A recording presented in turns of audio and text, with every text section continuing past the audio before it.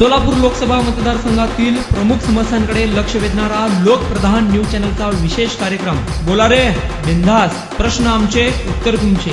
आम्ही येत आहोत तुमच्या परिसरात. तुम्ही तयार आहात ना? बोला रे बिंदास.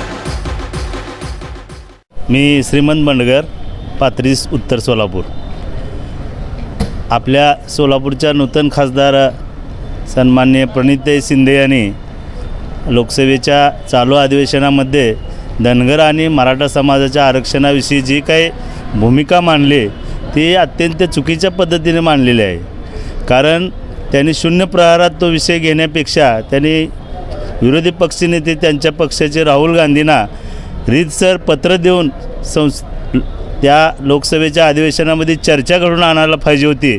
आणि त्यांनी मराठा धनगर दोन्ही सरळ मिसळ न करता दोन्ही विषय हे वेगवेगळ्या पद्धतीने मांडण्यापेक्षा केवळ लोकांची दिशाभूल करून की मी किती प्रश्न मांडते एवढं बोलण्यापेक्षा की ते प्रश्न सुटण्यासाठी जे काही संसदीय पद्धतीचे मार्ग आहेत ते त्यांनी मार्ग अवलंबून हे अतिशय धनगर समाजाचा प्रश्न तर गेल्या 70 वर्षापासून पेंडिंग आहे आणि त्या विषयावर त्यांनी मागणी करण्यापेक्षा धनगर समाजाच्या अंमलबजावणीचा विषय आहे.